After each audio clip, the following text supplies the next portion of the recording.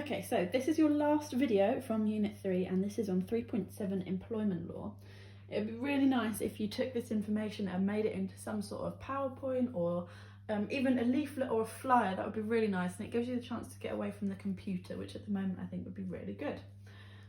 So, first thing we need to understand is how people can be discriminated against to be able to understand how employment law protects them. When we're talking about discrimination, we're talking about people being treated unfairly because of the way that they are, because of something about them. So they're not being treated as equals. There are 7 ways in which people can be discriminated against. Number 1, disability. Having some sort of disability, and that being a way in which people treat you unequally. Number 2, ethnicity. Number 3, sex. Number 4, religion or belief. It doesn't have to be a religion. 5 is hours worked.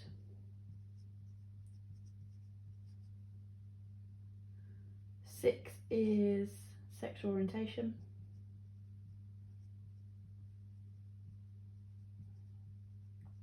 7 is holiday. These are the 7 ways of discriminating according to your exam board. That is not to say they are the only 7 ways of discriminating. People can also be discriminated against for their age. There are lots of different ways that people can be treated unfairly. In terms of hours worked, this is particularly prevalent in highly paid, highly skilled roles, more than low skilled jobs where you're paid by the hour. It's also particularly prominent in males and managerial roles, which is why it's males. More males end up in managerial roles, statistically. Holiday entitlement, that's quite difficult to discriminate against because it's written into your contract and that cannot be changed without your consolidation or your consent. But it does happen. People can be discriminated in that way. So, in short, the law states there should be no discrimination against a worker for any of these reasons. That is what employment law covers, all of these things. The laws protect people in the workplace, and if laws aren't adhered to, employees can take their employer to an employment tribunal. Basically, they can take you to court. They can be supported by their union if they're a member of one. So as a teacher, I'm a member of a teachers' union. They protect me in all of these areas, and if my employer doesn't treat me right in any of those areas, I can take them to court and my union will support me in that. Laws also protect people in the recruitment process. This takes people right from the start of the recruitment process all the way through their employment. The number 1 piece of legislation that you need to understand is the Equality Act of 2010. I'm going to put some little red marks around this because I really want you to understand this. The Equality Act of 2010 states that discrimination at work can affect recruitment, pay, terms and conditions of employment, so your contract, promotional opportunities, training opportunities, and dismissal. When I say dismissal, I mean that you could be discriminated against when asked to leave your job, when sacked or fired. The Equality Act covers equal pay discrimination. Basically, it makes sure that everyone is paid the same, regardless of any of these things. So you cannot be paid a different amount of money in the same job role as a woman or a man. There is a gender pay gap, which I'm sure that some of you in my Year 10 class would have a lot to say about, but if a man and a woman are in exactly the same job, doing exactly the same work, they cannot be discriminated against on pay. Also, racial discrimination. The Equality Act says that no person of any ethnicity or any race can be discriminated against in employment. However, there are exceptions to this. The exception that is listed in your textbook is a waiter at a Chinese restaurant. Basically, it's if somebody of a particular ethnicity is more suited to a particular job role. This is really important in things like acting, and casting for movies, casting for TV adverts, or modelling where particular races are necessary. So I don't really like the example of a waiter in a Chinese restaurant because I don't think that's particularly relevant, but things like actors, things like models, they can be discriminated against legally by race. You can select actors and models by their race. Sex discrimination. Basically, you can't employ people based on their sex. You can't recruit them based on their sex, and then you can't discriminate them in employment based on their sex. However, again, there are exceptions.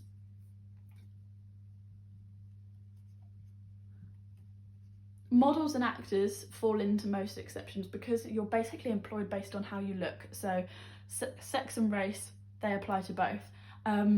Another one is PE teachers. You can employ male or female specific PE teachers based on what you need, because they have very different job roles. A male PE teacher can't go into a female changing room. So you can't have an all-male PE department because then your female changing room isn't manned at any point. So they can be recruited based on sex. Then, disability. Disability is an interesting one.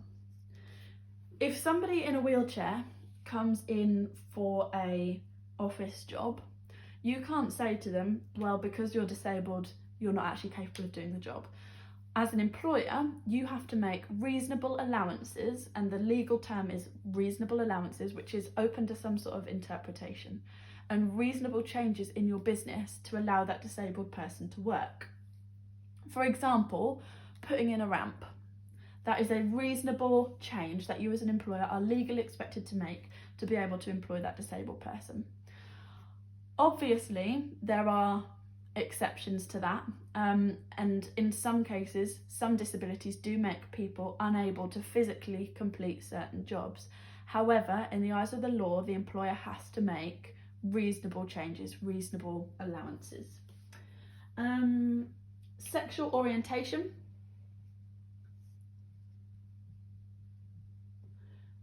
You're often asked on application forms or when you're signing job contracts and giving your data what your sexual orientation is.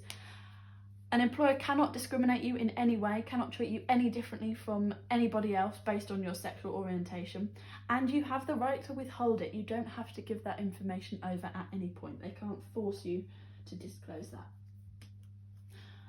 And lastly, religion or belief. You can't be discriminated against based on your religion or belief. Same as sexual orientation, you'll likely be asked for it, but you can withhold that information. But it's important to note that employers must give people of certain religions the opportunity to have religious holidays off. I can't think of one off the top of my head. I was never very good at RE, but if there's a particular religious holiday, they'd have to use their holiday entitlement. They can't take it as an additional holiday day, but you can't reject that application. You have to let them have it. Okay, in terms of holiday, all workers in the UK are entitled to 5.6 weeks a year.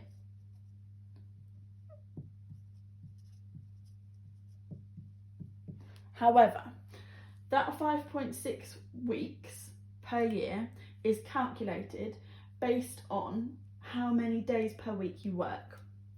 So the calculation is days per week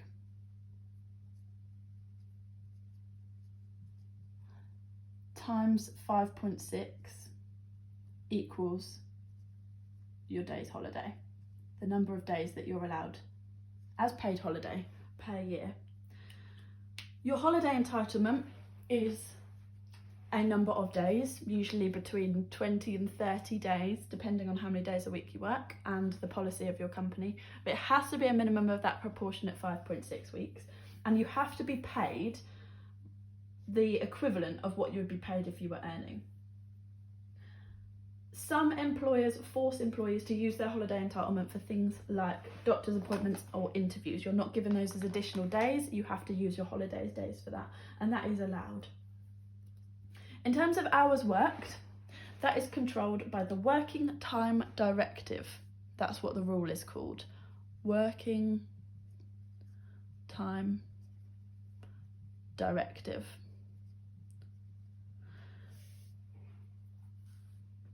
The legislation is 48 hours per week, average over a 17-week period.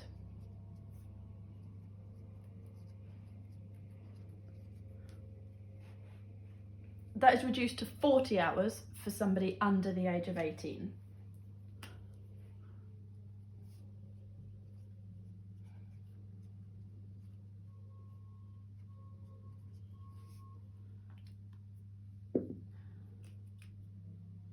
So the calculation for that is your hours worked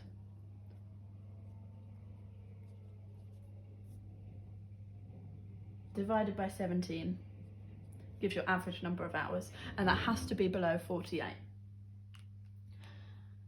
Workers do have the right to opt out. They can't be asked to do that by their employer, but they can do it voluntarily and say, actually, I'm more than willing to work more than those 48 hours. There are also some exceptions. Jobs in the armed forces, police force, emergency services, security workers, they're unlikely to fall into this. They're likely to work far more hours than that. And if you're in control of your own hours, for example, if you're your own boss or if you're a managerial position, chances are you're going to work more than that as well. So it's an interesting law. It's important to note that companies don't need to give workers a contract. There's no legal requirement for a job contract.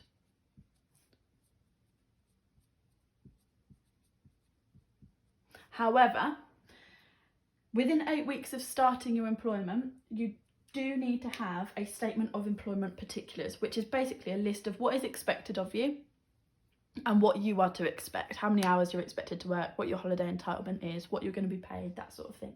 So it doesn't need to be a formal contract, but you do need some sort of statement of particulars in writing. The benefits for a business of complying with these legislations, with the Equality Act, with the Working Time Directive, with the holiday entitlement, are basically that your employees are more motivated. They feel valued.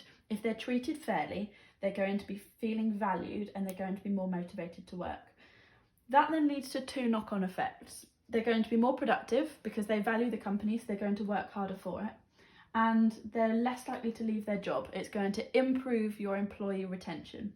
We've spoken about motivation, productivity, and retention in the last couple of videos, so hopefully you know what I'm talking about by then. If not, go back to the videos and go back over that. It's also going to improve your reputation as an employer. If people can see that you're complying with all these things and that you give fair holiday and that you only ask for fair hours of work, it's going to improve your reputation and it's going to make recruitment a lot easier. When job adverts go up, you're going to get a lot more applicants for them. However, it seems like a bit of a no-brainer at this point, doesn't it? You're asked to do it by the law. It's going to improve your company because your workers are going to be more motivated. They're going to stay in their job. However, there are costs. Firstly, there's going to be a financial cost. There's going to be a wage cost. Basically, you're likely to have to employ more staff than you'd like to get your hours covered. If you've got 500 hours of work a week, you might say, okay, well, I'm only going to employ 10 people to cover that, but that puts them over the Working Time Directive, so you can't. You're going to need to employ another person, which is another wage cost. You might also have to pay your staff more than you'd like to because there are minimum wage expectations and everybody has to be treated fairly. So that cost might be more than you'd like it to be. If you don't comply with this, your employees are going to take you to court and that is going to have some sort of court cost on you. You're going to have to pay for that. And then if you're found in court to have not complied with these laws, you're going to be fined for it, so it's going to cost you even more. It's also going to give you a bad reputation and there might be bad press about you, which is going to affect your business negatively. So basically, it's really, really worth complying. I hope that makes sense. I'd really like to see any sort of flyers or leaflets or posters that you make. If you scan them in, take a picture, send them to me. I'd really like that and we could share them on the Google Classroom. If you've got any questions, send me an email as per usual.